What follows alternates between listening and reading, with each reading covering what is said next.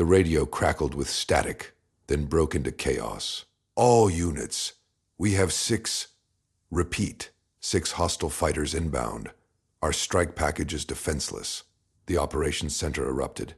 Voices overlapped. Coordinates. Vectors. Desperation bleeding through military precision. The nearest fighter squadron was 20 minutes out. The strike team would be dead in 5. One voice cut through the noise. Calm. Level. Unexpected. Viper 7. I have visual on the hostiles. Silence fell like a blade. Captain Isla Thornwood sat in her F-16, 30,000 feet above the contested airspace, watching 6 enemy jets converge on their target like wolves circling wounded prey. She wasn't supposed to be here. She wasn't even supposed to be flying today. But she'd taken the solo patrol when no one else would volunteer, and now she was the only asset in range. The controller's voice came back, tight with hope and doubt. Viper 7, you are not cleared for engagement. Repeat, you are not authorized. Viper 7 copies. Engaging. She rolled, inverted, and dove. 3 months earlier, Isla had stood in Colonel Brennan's office at Vance Air Force Base while he explained why she'd never make it past transport duty. The light through the blinds striped his desk with shadows. His words came measured, practiced, dismissive. You lack the aggression we need in fighter pilots, Thornwood. You're too cautious, too calculated. He'd leaned back in his chair, fingers steepled. Some people are born for combat aviation. Others should be grateful for what they can get. She'd said nothing. What was there to say? That her father had flown F-15s in 3 wars before his jet went down over the Gulf. That she'd grown up reading his flight journals, studying his tactics, understanding air combat at a level most pilots never reached. That she'd been flying simulators since she was 12, working through scenarios until her hands moved faster than thought. They didn't want to hear it. They saw a woman who was too quiet, too reserved, who didn't drink with the squadron or boast about her skills, who scored perfectly in every evaluation but never demanded recognition. So they'd assigned her to transport runs, cargo, personnel transfers, boring milk runs that kept her in the air but nowhere near combat. Major Sutherland had been the only one who'd noticed. He was an older pilot, weathered and quiet himself, who'd flown with her father decades ago. He'd pulled her aside after a particularly tedious briefing.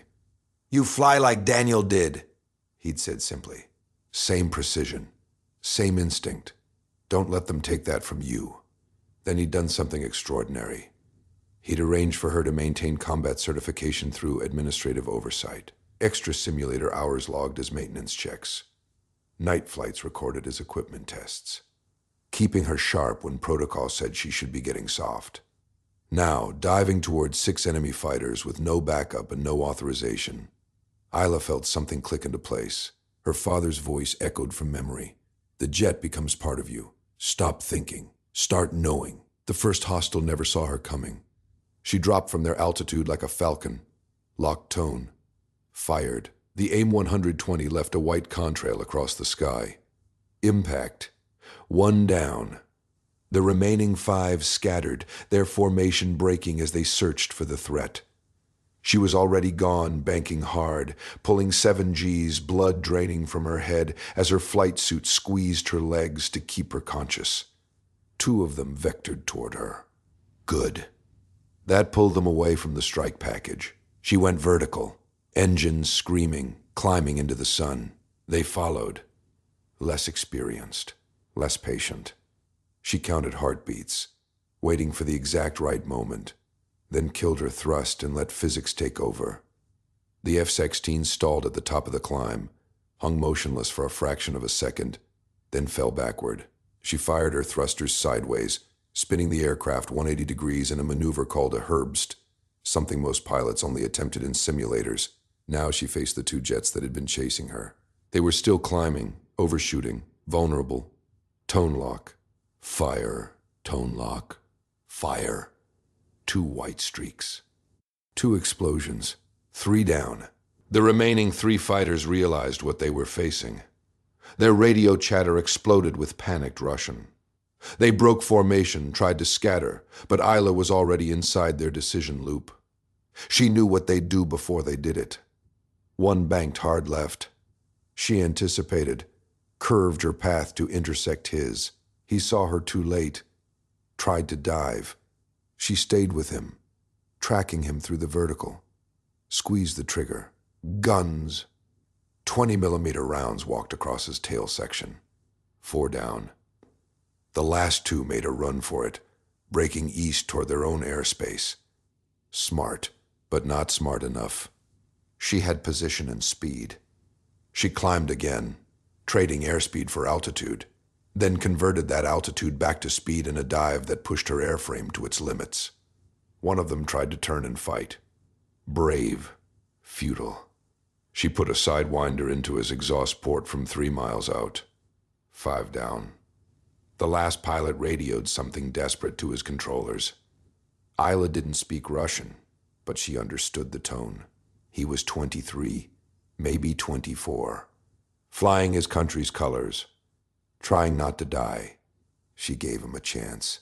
Locked him up, let the tone wail in his headset, let him know he was dead if she chose. He ejected. His canopy blasted away, his seat rocketed clear, his parachute bloomed white against the blue sky. Smart. Brave in a different way.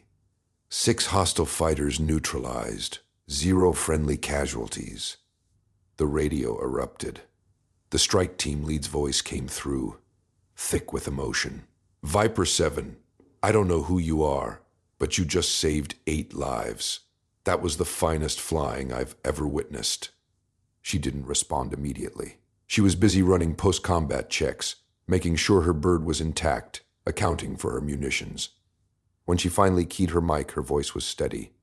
Viper 7 returning to base.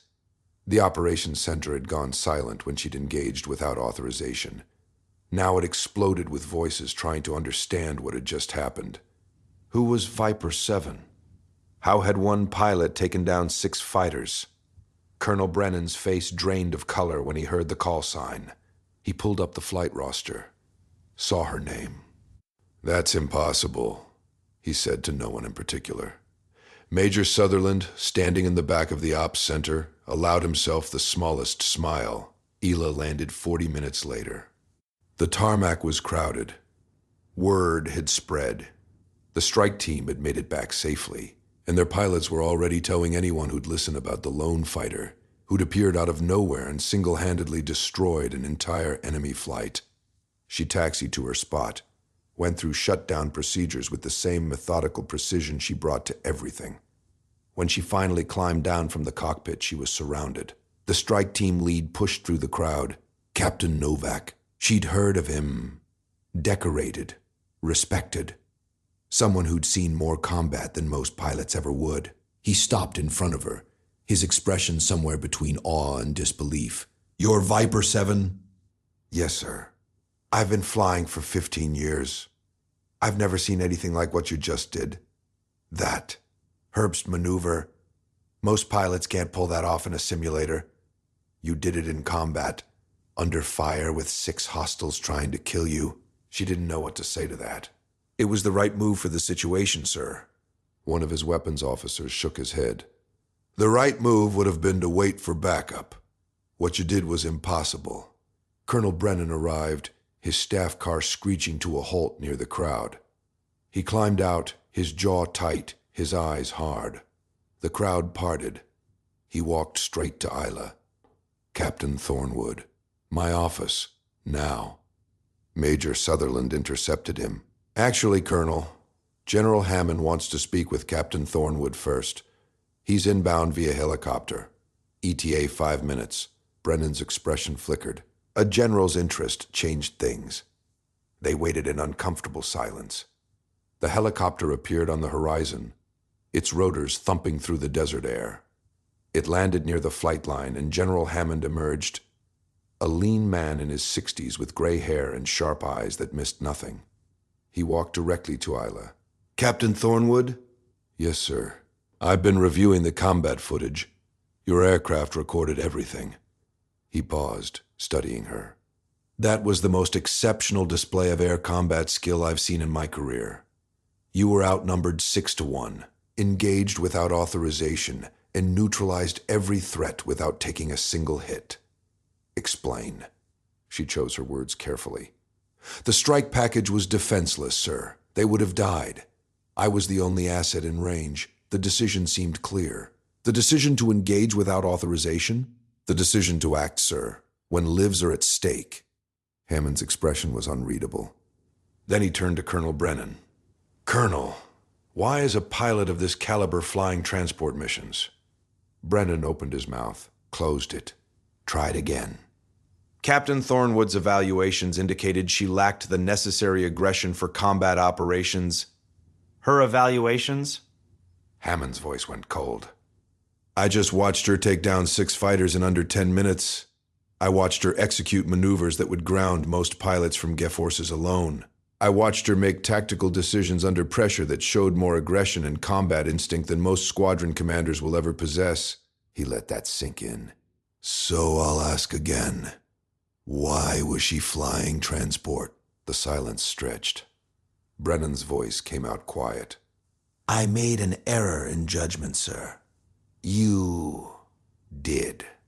Hammond turned back to Isla. Captain Thornwood, effective immediately. You're assigned to the 64th Aggressor Squadron. You'll be training our combat pilots in air-to-air tactics. You'll also be fast-tracked for promotion to Major, pending review. He paused. And if you ever disobey direct orders again, I'll ground you myself. But make no mistake, what you did today saved lives and showed courage that deserves recognition. Dismissed. She saluted. He returned it crisply, then headed back to his helicopter. Captain Novak approached her as the crowd began to disperse. Hey, my whole team wants to buy you a drink. We owe you our lives. That's not necessary, sir. Maybe not, but we're doing it anyway. He smiled. Also, I need to know how you learned to fly like that.